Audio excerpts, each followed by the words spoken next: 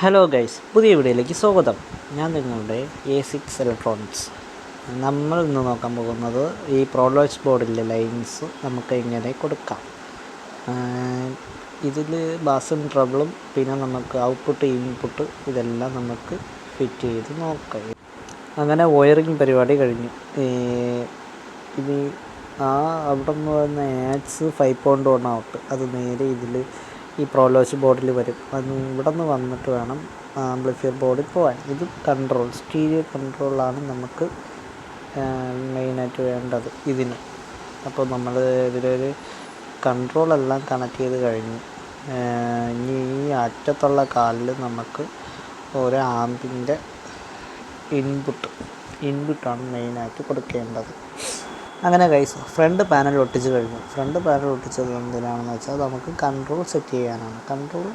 Front panel ഒട്ടിച്ചാലേ control set ചെയ്യാൻ പറ്റത്തുള്ളൂ. Front കൺട്രോളും സബിൻ്റെ കൺട്രോളും എല്ലാം നമുക്ക് ഇതിൽ സെറ്റ് ചെയ്യാം.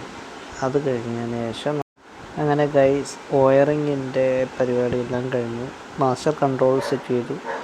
പിന്നെ പുഷ് ഇതുവഴിയാണ് നമുക്ക് സെലക്ട് ചെയ്യേണ്ടത്. 5.1 സെലക്ട് ചെയ്ത് പിന്നെ നമ്മൾ ഈ ഫ്രണ്ട് ഡയലിൽ നമ്മൾ USB ബോർഡ് ഒട്ടിച്ച് പിന്നെ കൺട്രോളെല്ലാം നമ്മൾ സെറ്റ് ചെയ്ത് കഴിഞ്ഞു. ഇനി നമുക്ക് ചെക്കിങ് ചെയ്ത് നോക്കണം. ഈ വീഡിയോയിൽ വയർ സോൾഡറിങ് ചെയ്യുന്നത് ഇല്ലെങ്കിൽ കമൻറ്റ് ചെയ്താൽ മതി. ഞാൻ അടുത്ത വീഡിയോയിൽ ഫുൾ വീഡിയോ ആയിട്ട് കാണിക്കുന്നതാണ്. അങ്ങനെ ഗൈസ്, നമ്മൾ LED പാനലും എല്ലാം സെറ്റ് ചെയ്ത് കഴിഞ്ഞു. ഇതിപ്പോൾ ഇതിൽ സ്റ്റിക്കർ വരും. ആ സ്റ്റിക്കർ ഇങ്ങനെ പയ്യെ സ്ക്രാച്ച് ആവാത്ത രീതിയിൽ നമ്മൾ മെല്ലെ ഇത് ഇളക്കണം. അത് ഇളക്കിയതിന് ശേഷം ഈ സോണി ഹോം തിയേറ്റർ സിസ്റ്റം എന്നൊക്കെ എഴുതിയിരിക്കുന്നതിലും കുറച്ച് നമ്മൾ വൃത്തിയാക്കാനുണ്ട്. അപ്പോൾ അതെല്ലാം ക്ലീൻ ചെയ്തതിന് ശേഷം നമുക്ക് കൺട്രോൾ നോബെല്ലാം വെച്ച് സെറ്റ് ചെയ്യാം.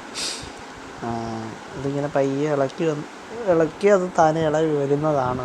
നമ്മൾ പണി ചെയ്ത് തീർന്നതിന് ശേഷം മാത്രമേ ഈ സ്റ്റിക്കർ ഇളക്കാവൂ, ഇല്ലെങ്കിൽ സ്ക്രാച്ച് ആവാൻ ചാൻസ് കൂടുതലാണ്.